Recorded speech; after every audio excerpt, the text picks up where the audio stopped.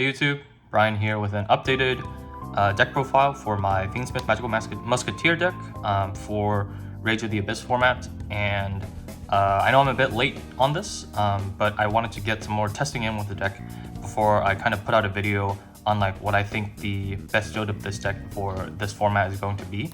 Because I think there are very many different approaches you can take with it, and I will try to explain that as I go through the deck profile.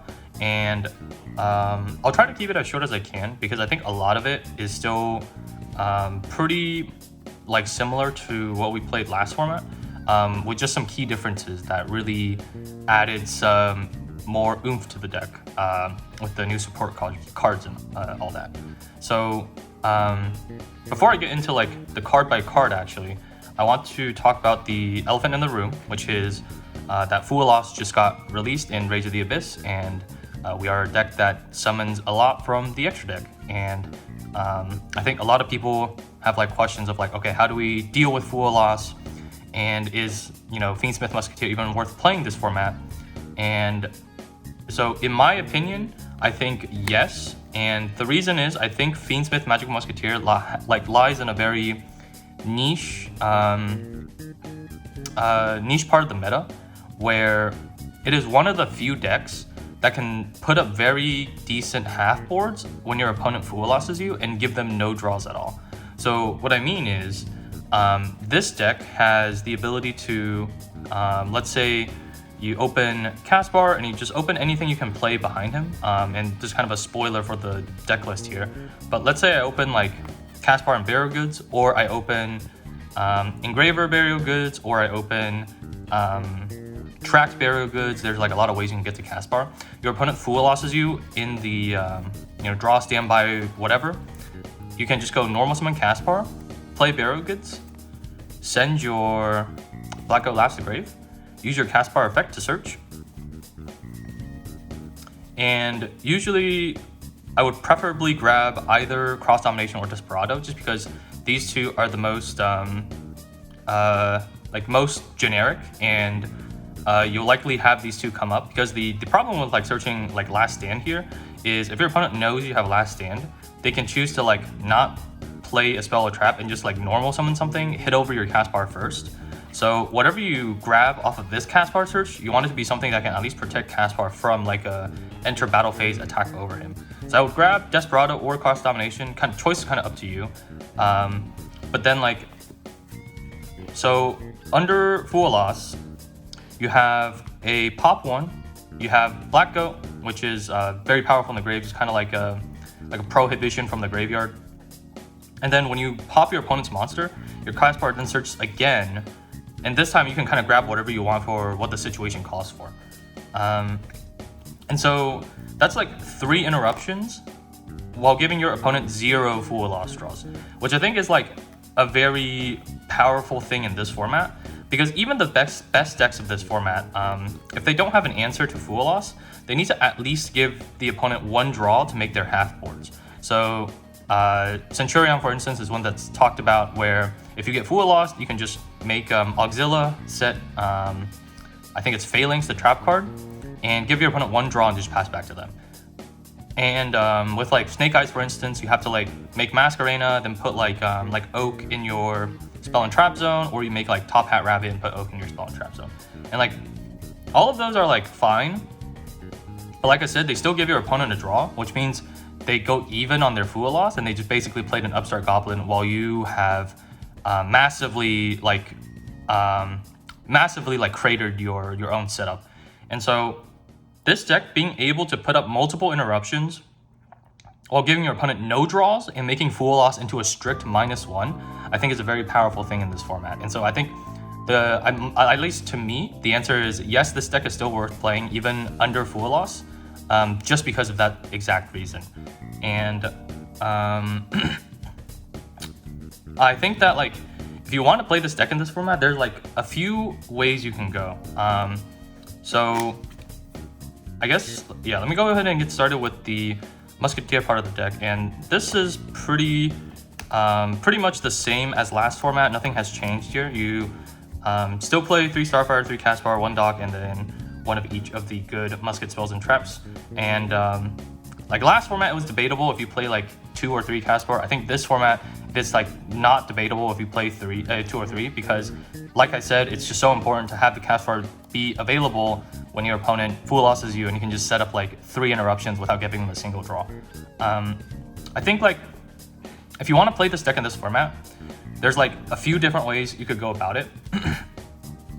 So if you are open to spending money on Fuwalos yourself, I think that Fuwalos is also a very good inclusion in this deck. I mean, it's a good inclusion in any deck. But if you do play Fuwalos in this deck, I would switch from a board breaker approach to a more hand trap focused approach, because Fuwalos kind of conflicts with the deck in the sense that like if you Fuwalos your opponent and they either set up a very small board or they like just pass and don't set up a board at all, then your max like gets very little value, and things like Link into the Brains also are like much worse in that regard. So that's like, you know, I guess kind of interesting in which like how Fuwalos does kind of conflict with the deck in that sense. I would just cut like the Link into the Brains, maybe move them to the side, maybe move the droplets to the side as well, and then you can just play like 3 Ash, 3 Imperm, like in that spot. Unfortunately, you can't really play like any of the Dominus cards because your whole deck is light, so you can't play Impulse. And if you want to play Purge, you can, as long as you cut the Unchained part of the deck. But it's like it's a tough choice to make, because like at least to me, I feel like the Unchained part of the deck is like so important for like extension, because like the more I played, the more I realized that like, okay, an Imperm on your sequence, if it goes through and you don't have a Yama in your deck to like keep extending, then you basically like can't really set up anything significant.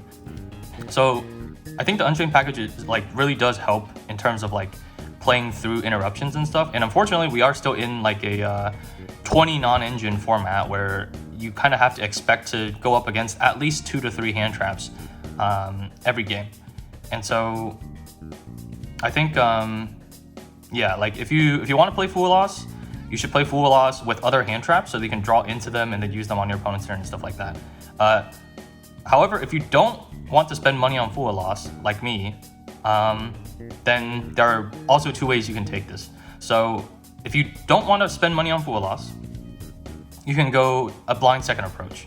So you can cut down on sinks, and you can just play more board breakers like Dark Ruler or something, and that kind of plays around Fuwalos in the sense that like when you go second and your opponent has a board, they can't Fuwalos you, and so you can just focus on breaking their board, setting up your own, and then that kind of plays around Fuwalos in that sense.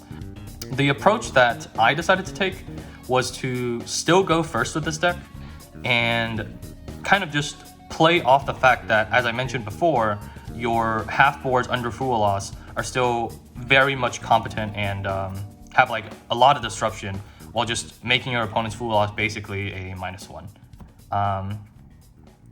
So that's the Musket part of the deck. Nothing changes there. And the Fiend Smith part of the deck, pretty much nothing changes except you add in 1 copy of the new Lacrima. I won't go into too much detail here about why she's so good, because in my Rage of the Abyss combo video, I kind of show off why having her is so important for some of the lines and like the new kinds of lines that she opens up to us just by, you know, existing. And so go check out the combo video if you want to learn why having Lacrima like makes the combo line so much better. But then we also have 3 tracked and 3 synced, because this is a go first version. Like I said, if you're blinding second, I think you can cut like 1 or 2 of these syncs. You just need 1 so that you can search it off your engraver when you need it. But like when you're going first, as I said in my previous deck profile video, you need a critical mass of spells that you can play behind your Musket monsters, so that you can actually get your like super good like 2-card combos and stuff. So I decided to basically play all of the Fiend Smith spells, and yeah, I think it's still very much the right call if you're trying to go first. And then we have our board breakers. So there's 3 Link into the Brains, 3 Droplet. I think that's not very surprising, but I did what used to be 3 talents. I've now switched over to 3 thrust and 1 talent instead. And the reason for this is because, again, Fuwalos. So if your opponent Fuwaloses you in draw or standby, then your thrust just going to get your Black Goat is just like so powerful as like just another form of disruption.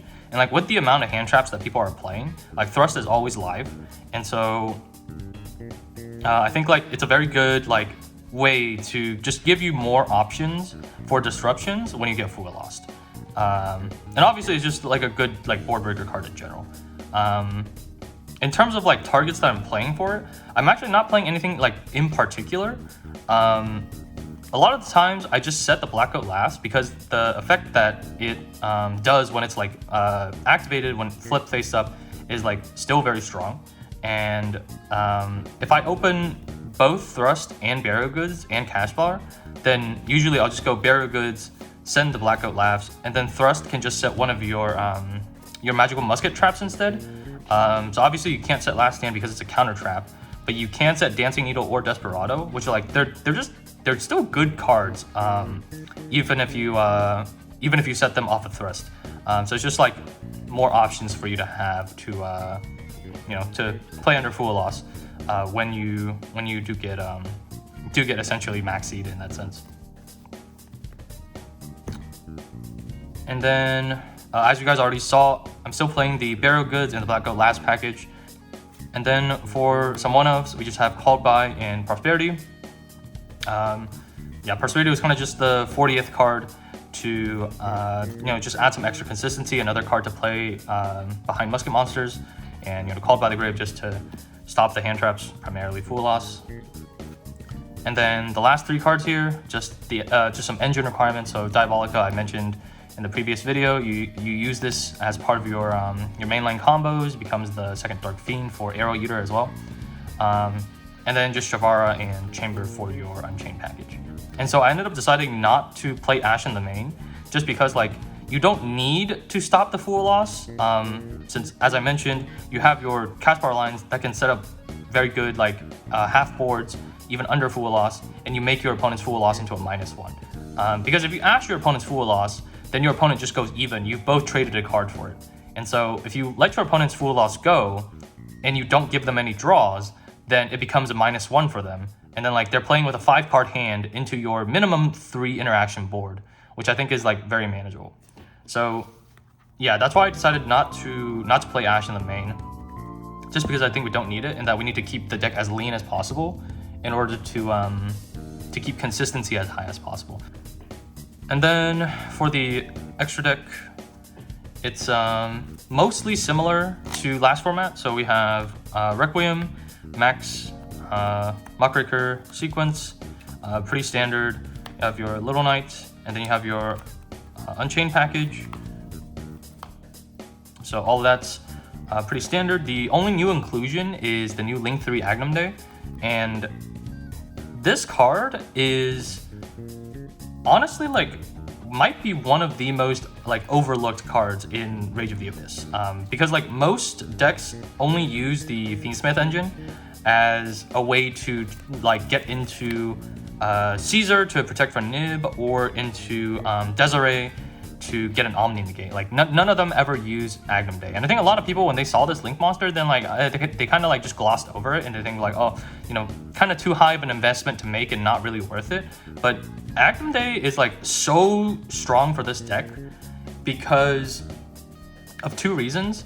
So Agnum Day with the new Lacrima is pretty crazy, because Agnum Day can summon 1 Light Fiend back on your turn, and then Lacrima can then summon Agnum Day back on your opponent's turn, and then Agnum Day can summon a 2nd Light Fiend back on your opponent's turn.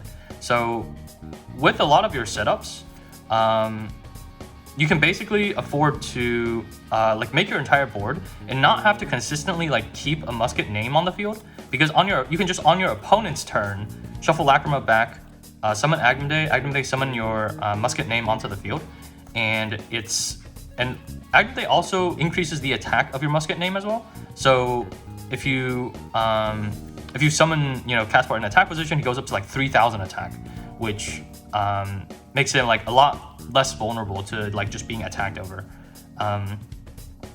So like I think that part is like extremely strong, and you can see a lot more of that in the combo video that I put out as well. How like Agnum Day really changes up the lines and makes the lines like much more powerful than what we used to be able to do.